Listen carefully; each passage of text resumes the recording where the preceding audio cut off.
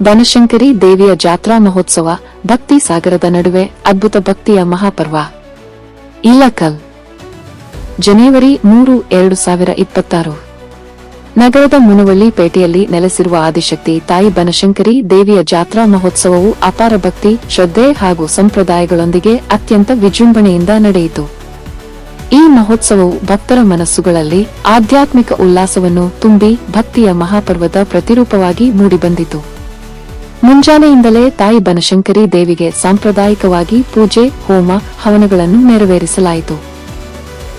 ಅನನ್ಯ ಭಕ್ತಿಯಿಂದ ಆಗಮಿಸಿದ ಭಕ್ತ ಜನರೆಲ್ಲರೂ ಶ್ರದ್ಧಾಪೂರ್ವಕವಾಗಿ ವಿಶೇಷ ಪೂಜೆಗಳನ್ನು ಸಲ್ಲಿಸಿ ತಾಯಿಯ ಕೃಪೆಗೆ ಪಾತ್ರರಾದರು. ತಾಯಿಯ ದರ್ಶನಕ್ಕಾಗಿ ಬಂದ ಭಕ್ತರು ಕಾಯಿ, ಹಣ್ಣು ಹಾಗೂ ಅನೇಕ ಬಗೆಯ ವಿಶಿಷ್ಟ ನೈವೇದ್ಯಗಳನ್ನು ಸಮರ್ಪಿಸಿ ತಮ್ಮ ಮನದಾಳದ ಬೇಡಿಕೆಗಳನ್ನು ತಾಯಿಯ ಮುಂದೆ ಇಟ್ಟರು. ಜಾತ್ರೆಯ ಅಂಗವಾಗಿ ಬಂದಂತಹ ಎಲ್ಲ ಭಕ್ತ ಸುಮಂಗಲೆಯರಿಗೆ ಉಡಿ ತುಂಬುವ ಕಾರ್ಯಕ್ರಮವನ್ನು ಆಯೋಜಿಸಲಾಗಿದ್ದು, ಮಹಿಳಾ ಭಕ್ತರಲ್ಲಿ ಭಕ್ತಿಭಾವ ಹಾಗೂ ಸಂತಸವನ್ನು ಹೆಚ್ಚಿಸಿತು. ತಾಯಿ ಬನಶಂಕರಿಯ ಉತ್ಸವ ಮೂರ್ತಿಗೆ ವಿಶೇಷ ಪೂಜೆ ಸಲ್ಲಿಸಲಾಗಿ ದೇವಾಲಯದೊಳಗಿನ ಈಶ್ವರನಿಗೂ ವಿಶೇಷ ಅಲಂಕಾರ ಮಾಡಲಾಯಿತು. ಸಂಪೂರ್ಣ ಗುಡಿಯನ್ನು ಹೂವಿನ ಅಲಂಕಾರಗಳಿಂದ ಸಿಂಗರಿಸಿ ದೇವಾಲಯವು ರಮಣೀಯವಾಗಿ, ಸುಂದರವಾಗಿ ಹಾಗೂ ಅದ್ಭುತವಾಗಿ ಕಂಗೊಳಿಸುತ್ತಿತ್ತು. ಜಾತ್ರಾ ಮಹೋತ್ಸವದ ಪ್ರಮುಖ ಆಕರ್ಷಣೆಯಾದ ತೇರನ್ನು ಬಾವುಟ, ಕಳಸ ಹಾಗೂ ಹೂವಿನ ಅಲಂಕಾರಗಳಿಂದ ಭವ್ಯವಾಗಿ ಸಿಂಗರಿಸಲಾಗಿದ್ದು, ಅದು ಭಕ್ತಿಯ ಕಲಾಕೃತಿಯಂತೆ ಕಾಣುತ್ತಿತ್ತು.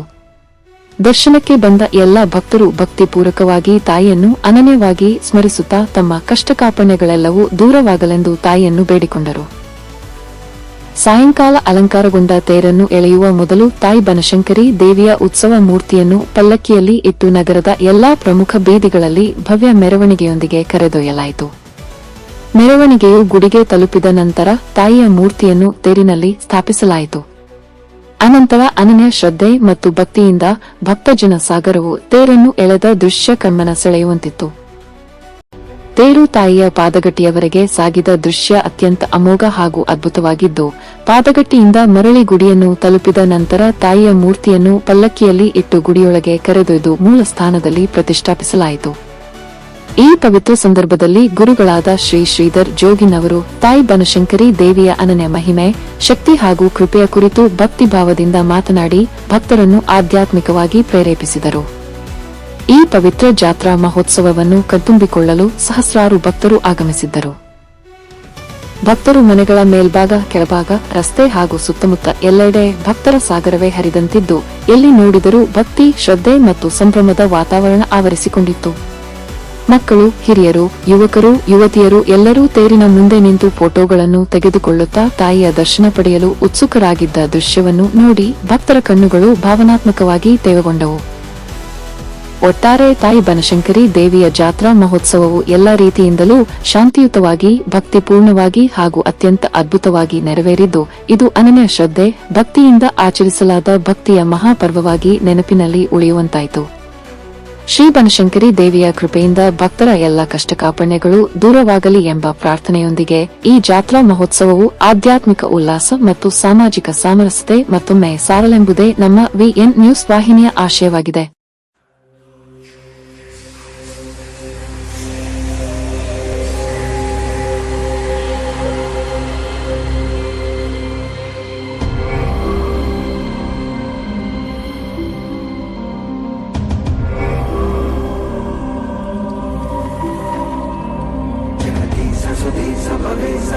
परमेश परात्परभूतविद प्रणतं पतितं हत बुद्धिबलं जनकारण कारयतामिदं